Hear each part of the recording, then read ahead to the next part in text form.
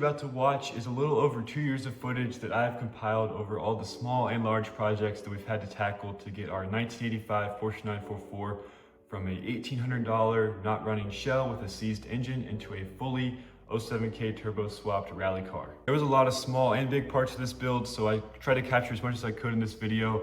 Like I said, over 2 years of footage back from when it started when I was 14, when we got this thing and started the whole project. To where we are today, where I'm almost 17 and I'm driving it to school, driving on gravel roads, hoping to do some rallycross this summer, so stay tuned for that as well. But I'll see you guys at the end of the video. I hope you enjoyed this very thorough build video, and if you don't have interest in a certain topic, as the engine is a very large part of this video, feel free to skip that. There's chapters linked in the video, so you can go to whatever you feel interested in the most. So here is the actual car. This is an 85 base model 944. Already got the engine torn out and sold. We also have a S2 transaxle for this thing to take all the extra torque, because this thing stock only had about 140 foot-pounds, I believe. So that's gonna be pretty awesome. This tire has no air, doesn't hold air at all. So that's why it looks lopsided. But yeah, everything's in pretty good condition, honestly. The body is really where it's at. This thing was $1,800 and there's not a spot of rust outside or inside or on the bottom side of the body. We do need seals all around the car though. Don't worry, these actually aren't from Home Depot. These are from eBay.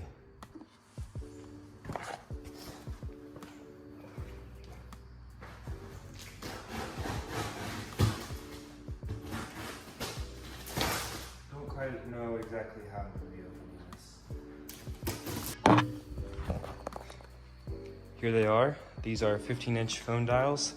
These are also going to be powder coated, probably black, but we also might, I'm going to do some Photoshop, color editing, all that stuff to see what gold wheels would look like as well, because it is a rally car, so it's got to be pretty awesome. And you probably hear me say rally car a lot. It's going to be like a gravel cross car, actually. So don't call me a poser in the comments. I'm actually going to rip this thing when it's finished. But yeah, it's going to be a fun learning experience. A lot of pain on the way. The engine was very painful to get out. We got the aluminum rear assembly here, with the aluminum arms. So that's going to actually allow us to do suspension changes, because these steel ones do not have very many options, aftermarket options. I've been doing some more technical stuff. So down here we have a new transaxle, and I'm pretty proud of this. I swapped the subframe and transaxle by myself. The subframe, old subframe, is outside. The reason we swapped it is because these are the aluminum controller rods. I believe that's what they are. Yeah, I'm pretty sure. But anyways, they're the updated control arms that work with all the aftermarket suspension, because we're going to be needing front and rear coilovers. And the old ones were steel because they were made on the first half of 1985. The old transaxle is over here. This is the stock transaxle. But the new one in here is out of an S2, which has the bigger 3-liter 4-cylinder, more power and more torque. We got this for better ratios, gear ratios, and to handle the engine of choice. This one is from a junkyard. We got it for $325. Yes, $325 with a $125 core charge. And only has 96,000 miles, which is pretty amazing for this motor. I know they go for really cheap, but they are really reliable. And this is a 2.5 liter. And with our engine swap kit, header, tune, and intake, it'll make about 200 horsepower, which is enough for me, an up-and-coming driver, to have, especially for a rally build, as well as that engine is very easy to turbo. And so once I get to be a better driver, and if we want to, we can get 500 horsepower out of that. We also decided we wanted to go with the 5-cylinder because there's full swap kits, and a lot of people have also used this engine. And I really think that this is a better option because it is cheaper. As for the parts we already got for the LS2, such as this bell housing and other things, we are going to sell those and get the swap kit for the 07K, which is that engine code. So another thing I put on back here, these new axles. These are our brakes. They are 4-piston takeoffs from a 2006 Cayman. They're Brembos, 4-piston all around. Pretty sure the calipers are the same size, but we rebuilt these. These are the fronts. We have new pads and new springs, as well as the bar and the bleeders have all been cleaned up. We have a rear on here over here. So we got these rotors. These are the same size rotors, and that works out because they are the same rotors that the Cayman brakes use. And then our hubs, we sandblasted these with our small portable one, which is over there, and replaced all the bearings in the hubs. So now these things are nice and smooth. As well as the rotor guards. As much as I wanted to leave them off, I know they're necessary. We sandblasted these as well and painted them bronze. They look pretty decent. I've been on.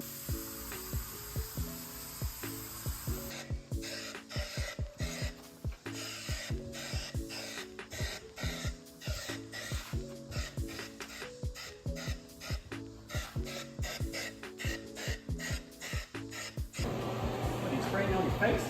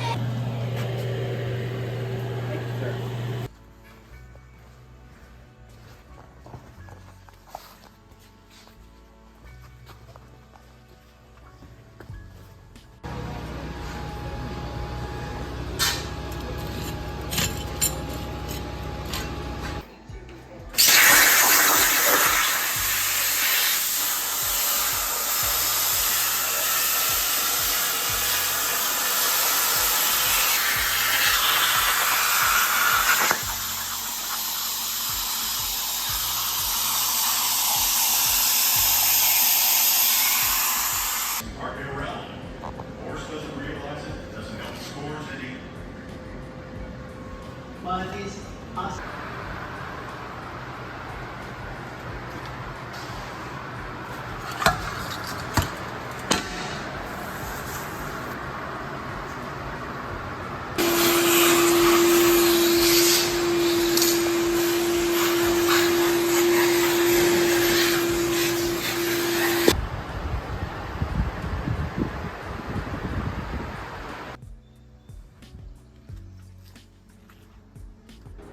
All right, so here we go. We've got both of the control arms welded up all around, grinded down, and they honestly look pretty flawless. And for cutting it on the plasma table, designing this in Inventor, and then sticking them on there, welding them, I didn't do the welding, disclaimer, my dad did. I'm not very good at welding.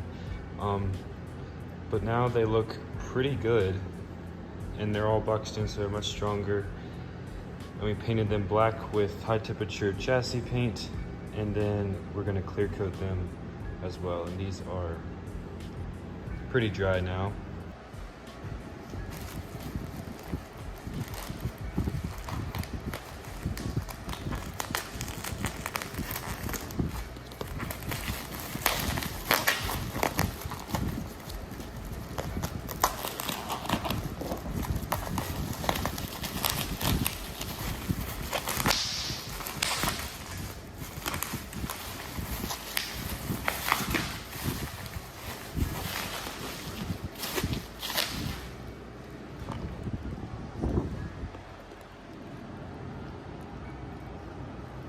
obviously have 3 others in here to go with our tires that we also now have mounted. And then after we put the suspension on, it will be a rolling chassis, and we also need to put the brake lines on for the new brakes, which we have in this Pelican box right here, and a few other small lines. But then it'll be a rolling chassis with working brakes, hopefully. And our tires we have on here are Falcon Wild Peak. These are on-road all-terrain 215 75R 15, and we of course have the clear coated wheels on here as well.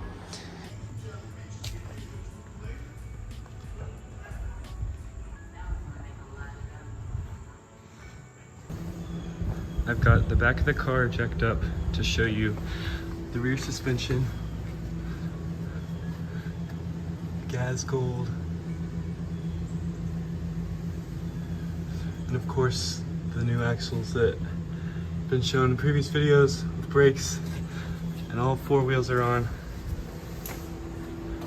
with 20mm spacers in the rear and 25 in the front. Now for the fronts, no engine in here obviously, but the new control arms, which are a little hard to see, they are grinded down, painted with high temp. And then our coilover is right there.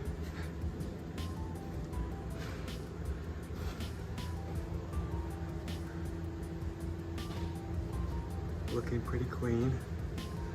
Love the control arms. Now connected up here. Needs some mud flaps on all 4 corners.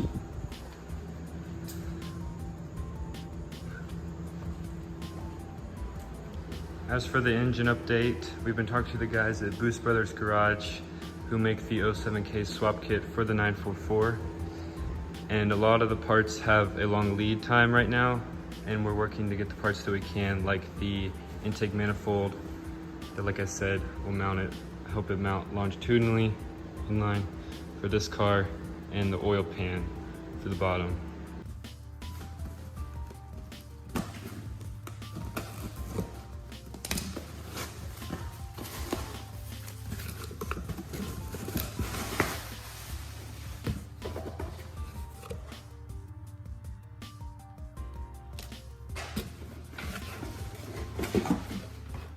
This is our crankshaft seal kit for the Volkswagen engine, which comes with a new front plate here.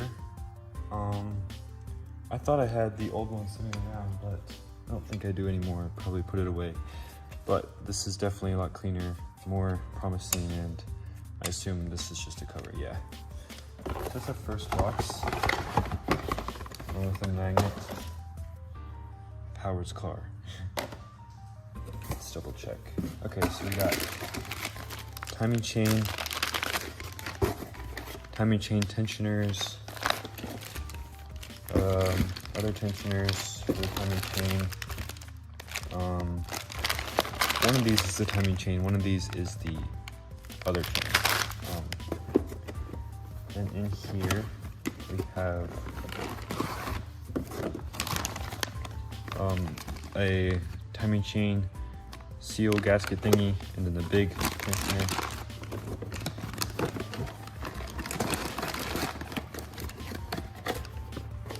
And then in this one, lastly, we have the other big tensioner. Did they send us 2? I'm not entirely sure. It looks like the same thing. I could be mistaken though. Howard's Bonneville on the fridge over here. Here we go.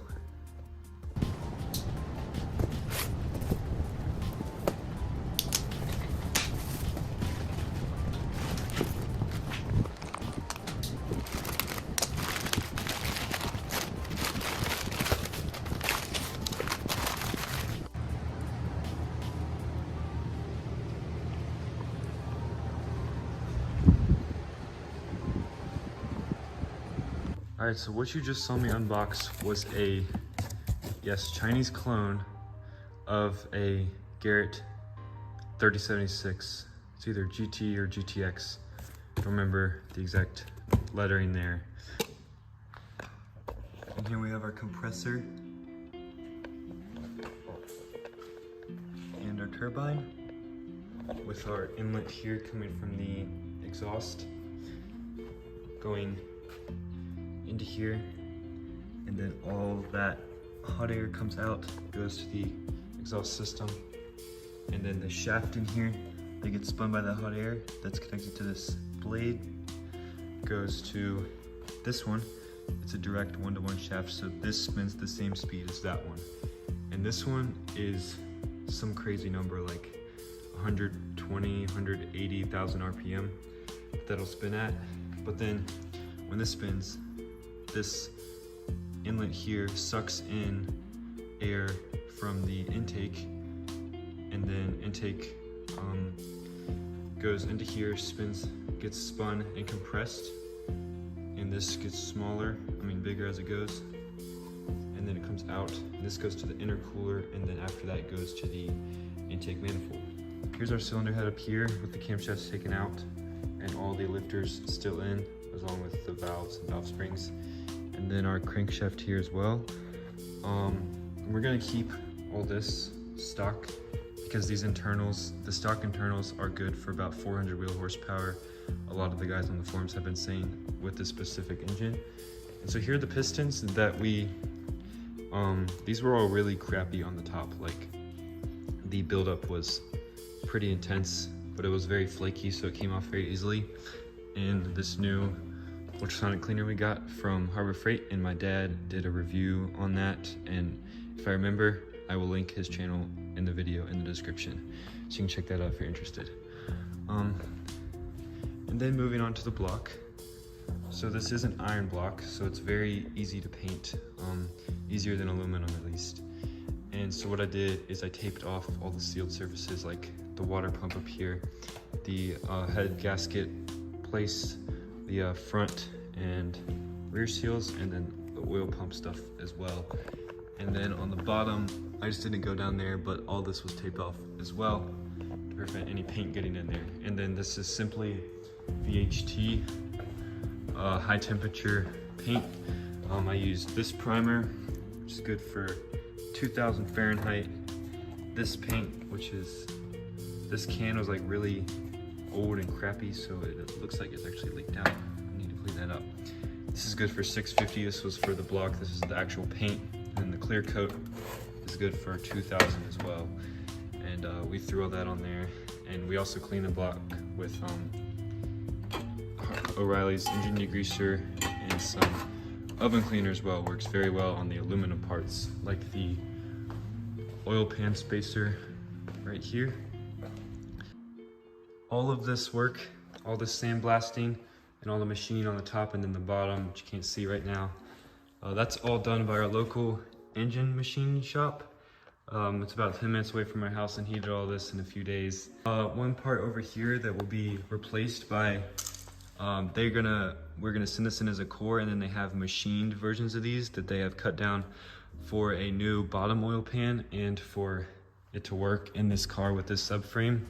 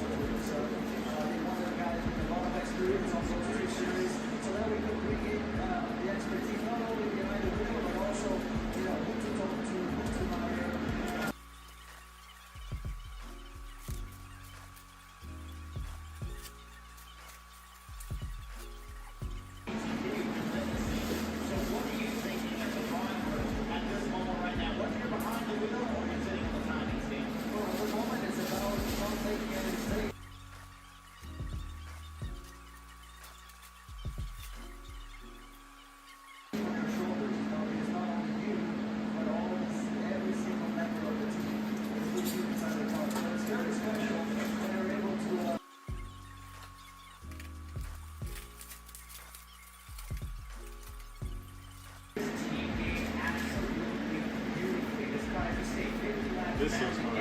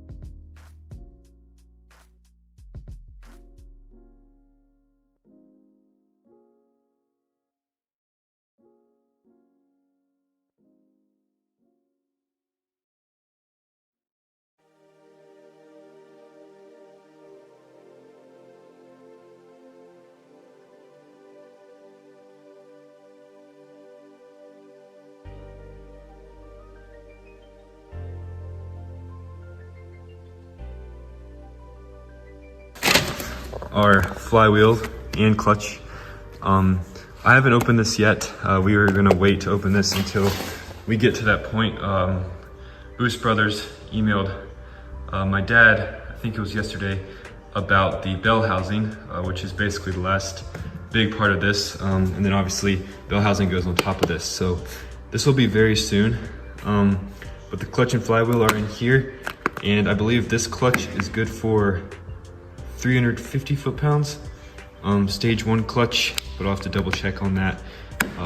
Don't quote me on that, but and then another thing that is I'm going to be ordering very soon is the 1.8T neck right here.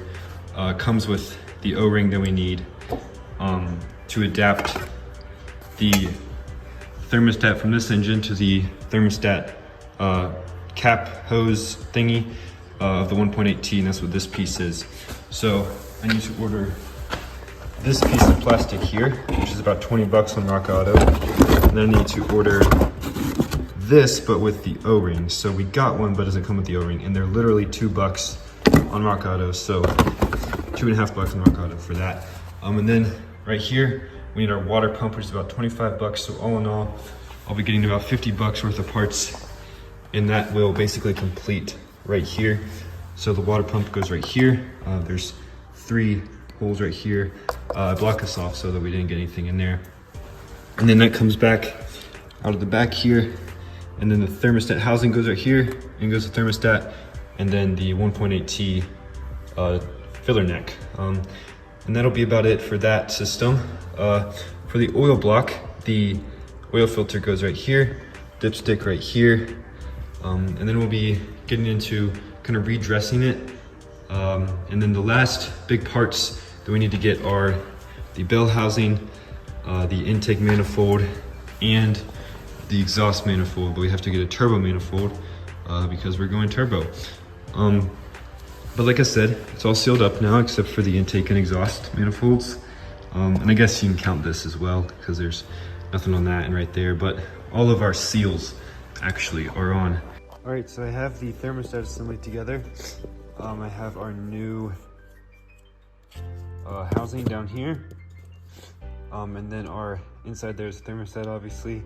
And then our adapter, which has an O-ring, to our Boost Brothers machined adapter here, which adapts the stock 2.5 housing to the 1.8T water neck. And so this basically is gonna go on right about right there.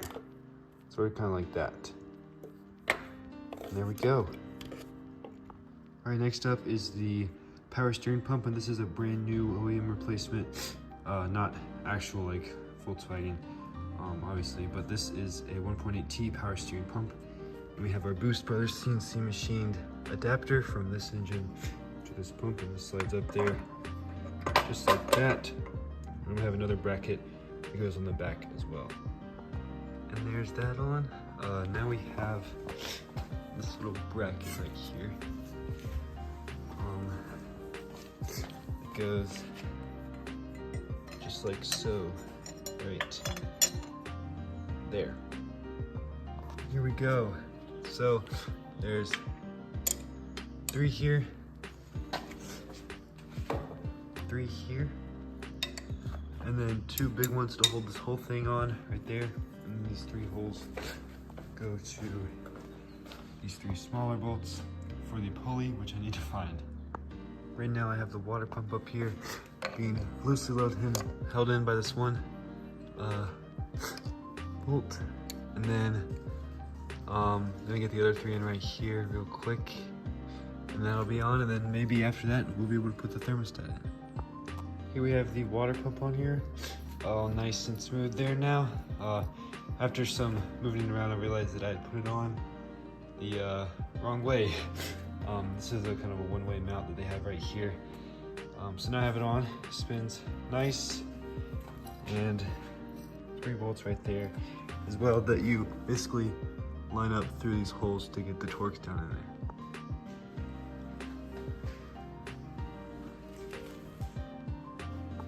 And then of course our drain plug. So right now I am currently switching the boots. These are the boots from the new coils, and these are the old coils right here, and I had to take these off, put them on these, and cut them. So I have one more to get off here.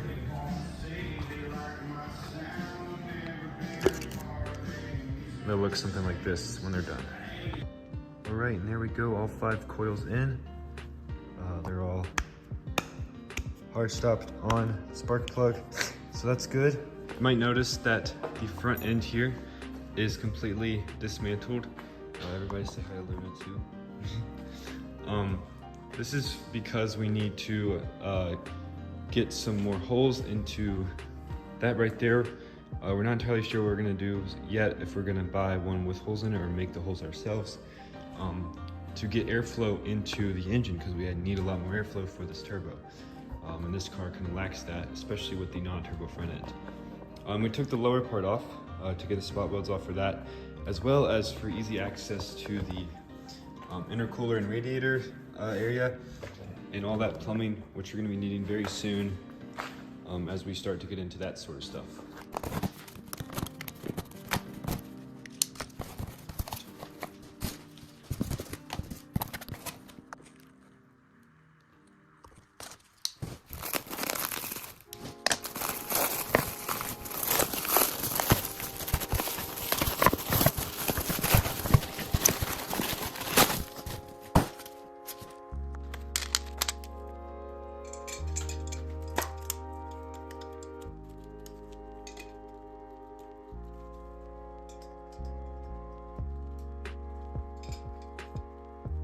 All right, so I have the manifold sitting on here with about 6 of the exhaust studs. These are from a 2014 Cayman S. These are takeoffs. They came off of the yellow one from my dad's friend's yellow one. That's in a previous video if you're interested in that, and we put headers on that. But these we're trying to reuse. They might be a little too short, but I'm just putting this on here now, just a little finger tight, so I can put the turbo up on here and see how that looks.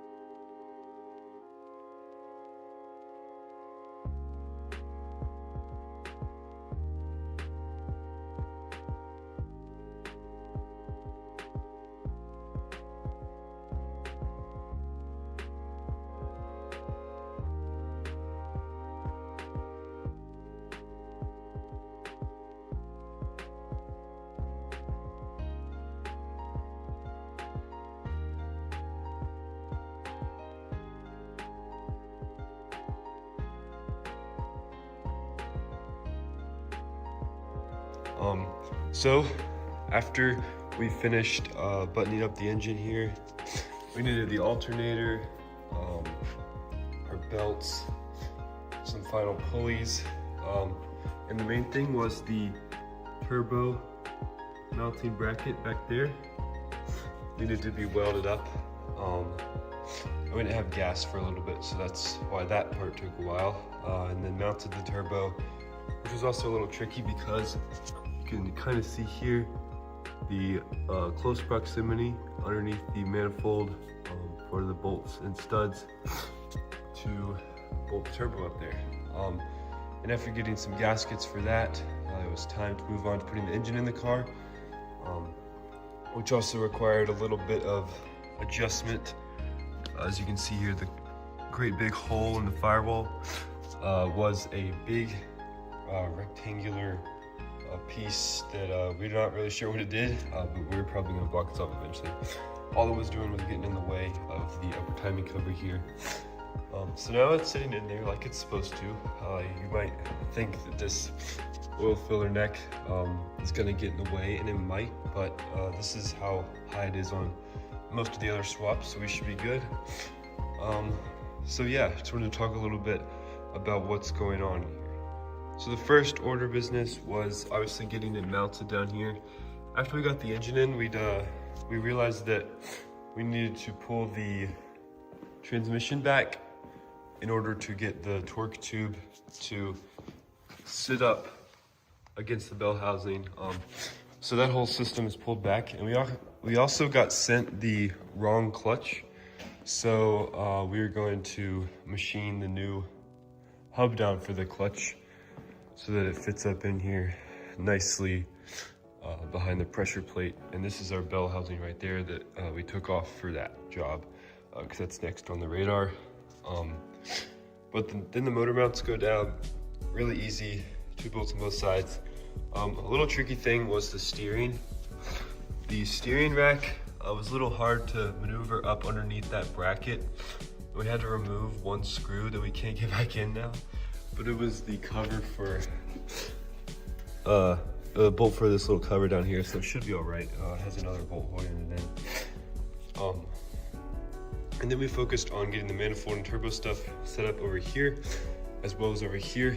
And we were also waiting a while for an alternator. We tried to get one from the junkyard, but they weren't able to pull one, so we ended up getting a reman one from O'Reilly's. And then we started working on the fuel system because plumbing is also on top of the clutch, pretty much the next thing on our radar. So we have this is a Nuke Performance fuel rail made for this engine. They're made from in Sweden. An Aeromotive fuel pump, fuel pressure regulator over here. And this right here, as unsuspecting as it may seem, is a flex fuel sensor. And that is gonna give us the ability to run E85 in this thing if we want. And I do not have a wiring harness to show you guys right now. It's packed up somewhere. This is ordered through Summit Racing, I believe. And I'm only saying I believe because we got this quite a while back, and it's been sitting in a box, as well as the intercooler, which we mounted down here. So this is stuff we're a little proud of for coming up with. This bracket, and then above it, it uses 2 bolts that hang down and attach to this little subframe that attaches to the top of the intercooler. So that's very stable. The radiator is as well. Up here we have the welded aluminum to attach it up here, which these welds ended up looking pretty good. And then down at the bottom, we have these struts that attach it to the body of the car, and it's very low profile. So that worked out well too. And then also a new brake booster and master cylinder. We have a few things over here, like bell housing, throwout bearing, a lot more plumbing here for our oil and water lines.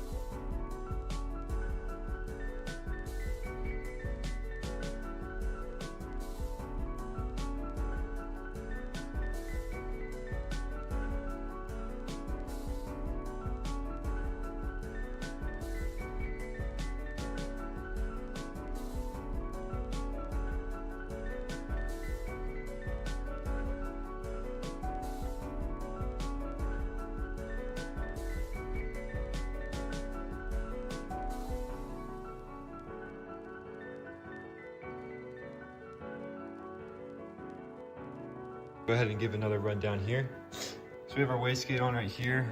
This is temporary. We're gonna have a better solution here for the wastegate dump back into the downpipe because it's such a tight bend. As you can see, right down here is where the downpipe actually connects to the turbo. So we need to get that bend in.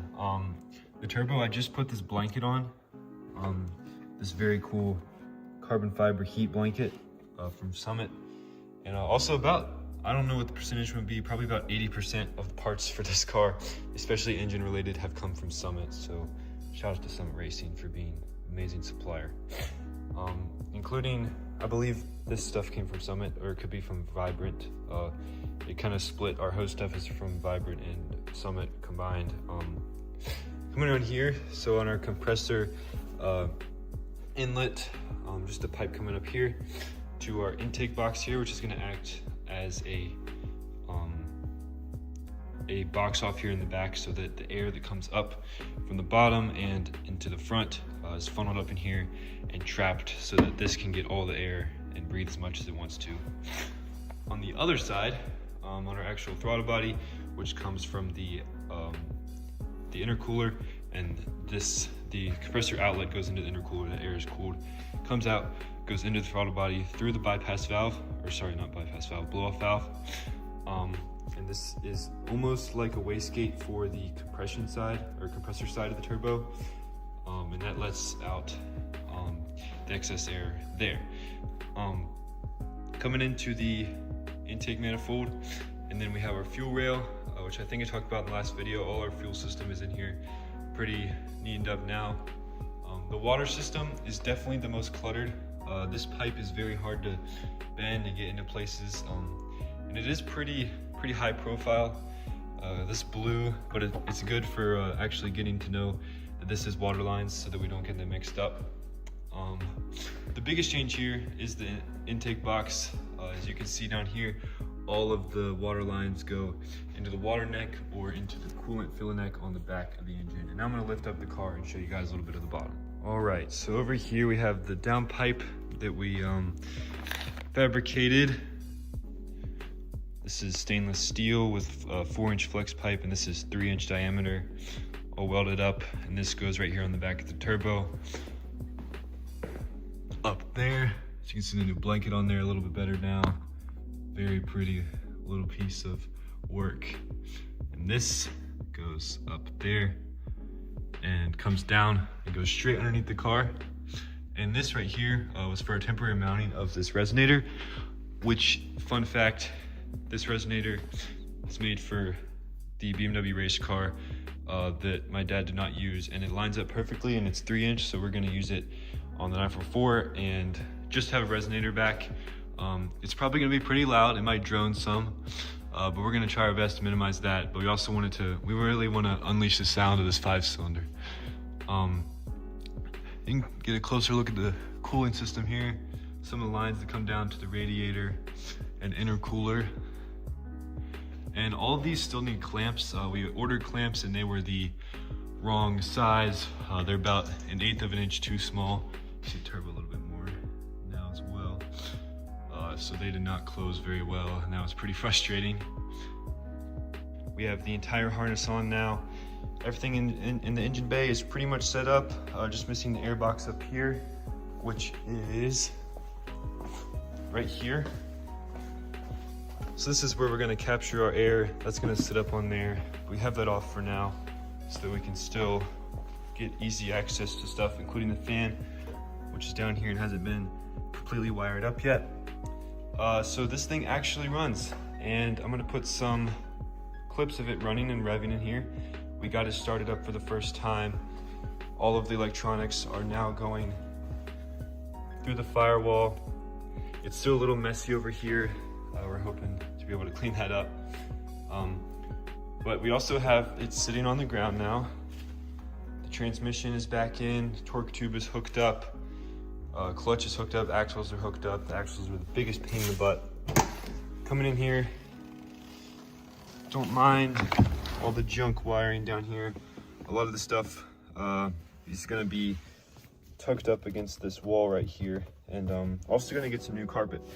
But As you can see here, so this is a 3D printed shift knob. It's just sitting on there right now, and it actually has a really good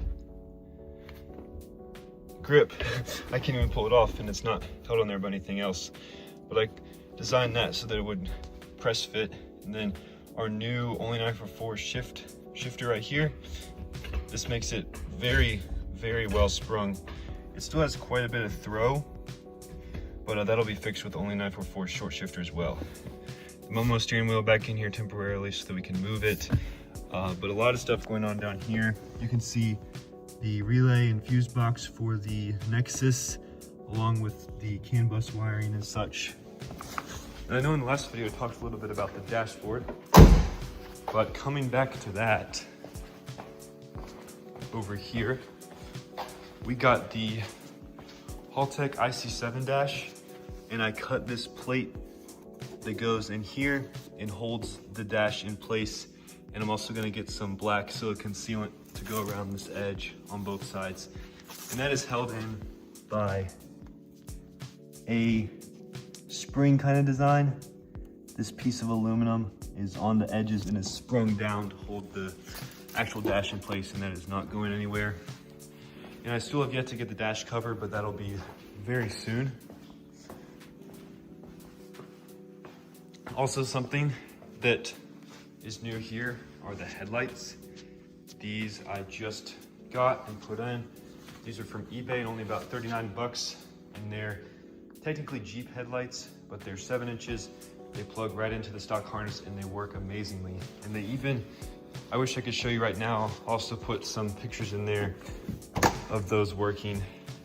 But they'll turn on with a switch, and they'll turn on the high beams with the stock. And the only reason they won't do that right now is because this little buddy needs to go to the battery bar, which is way over there on the outside of the car. We still have to route that through. But the last things we really have to do to get this thing running is finish up our routing on the inside, probably tuck away some of that stuff. And also you might notice the windows are down, and those power windows still work amazingly. They even work better than the Boxsters, so I'm pretty happy with that.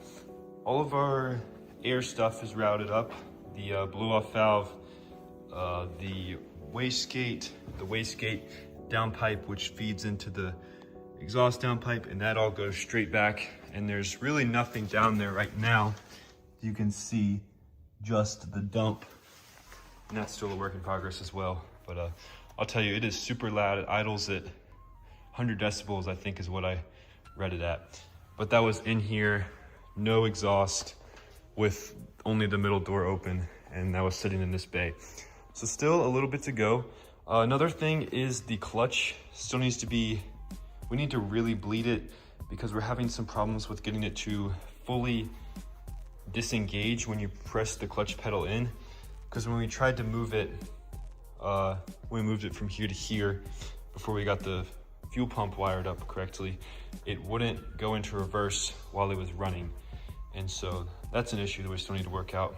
And also, some of our coolant isn't moving like it should be. So my uncle suggested that we park it on the big hill out there and have the coolant kind of manually flow around and see what happens with that.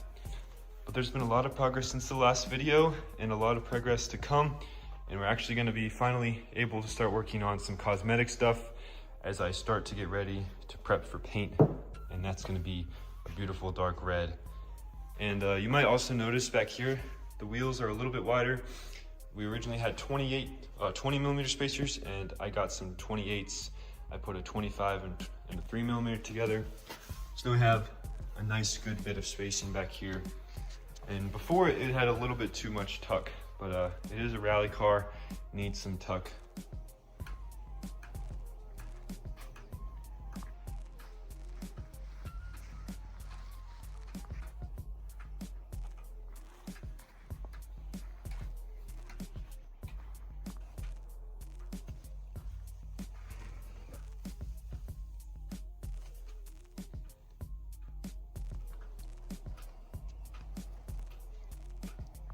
All right, so here is the finished engine bay now. So we have some new stuff going on here. We actually have the wastegate on right.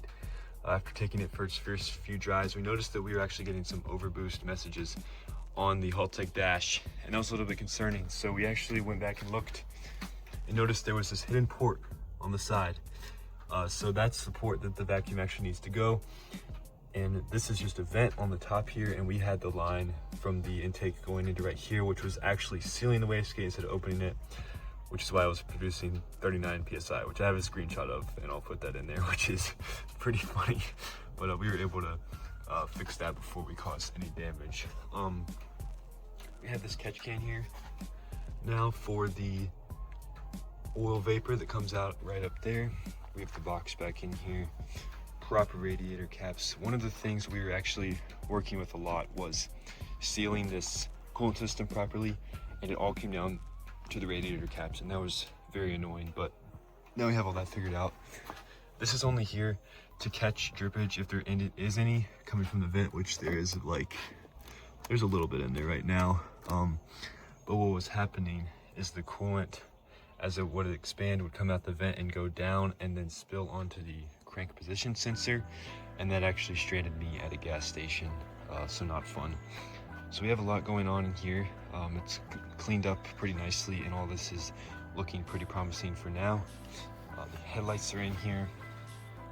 Put some pictures and videos with those on.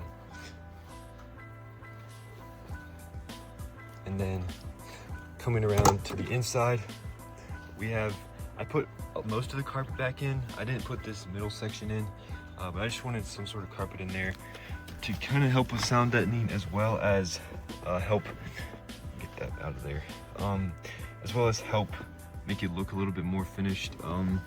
It's still far from it, but we also have a lot going on down here for the Haltech stuff. A lot of exposed wiring that still needs to be cleaned up. Got the steering wheel on here, the dash integrated in here, which looks pretty clean, I do think. And then all of this back in here, and dash covers coming soon, as well as you might notice the pull stick struts for the hood. And then my speaker system, which is just a Bose Bluetooth speaker for now. And I also made this wooden shifter, which I'm pretty proud of as well, and it works really nice. It's pretty solid as well. It's 3 pieces glued together, and then I sanded it all down, torched it, and clear coated it. And then coming to the back, still nothing going on back there. Also have hatch struts coming in. But besides that, we're looking very promising for driving wise. We do need a few things like torque tube bearings, because these scream.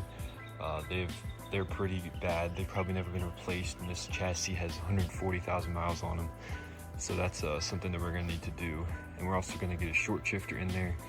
But and then the end goal of this is, like I said at the very beginning of this video, I'm taking this video right now 2.5 years after that, which is pretty crazy to think about. But while it doesn't look much different right now from the outside, we still have the lift, the wheels, tires, but coming soon is going to be paint, and I'm deciding between 2 colors right now, whether that's dark metallic red or dark metallic green, kind of like British racing green. And I'm leaning more towards the green right now, but if you got this far in the video, let me know down below which color you think. And also, we have the exhaust. As you saw in the clips before, it was really loud. There was no exhaust on it. We made this exhaust ourselves. It goes straight back. There's a resonator up there over the axle, and then we have a Borla muffler into a straight back right here, kind of like Audi Quattro style exhaust. So I think this tip actually fits the car pretty well, the look of it, because the bumper sticks out a lot. I think it kind of fits it. But what you have just watched is over 2 years of compiling video now, building up to this moment, and Rallycross is coming this summer, so stay tuned for videos where we cover our weekends and try to actually do something with this car besides drive to school, which I have been driving to school and taking it to some car meets, taking it on gravel roads, and it slides very well. So in the future, you're gonna see a lot more of this thing. But thank you guys so much for watching this. If you made it all the way to the end, congratulations. Thanks for the ongoing support. And yeah, I'll see you guys soon.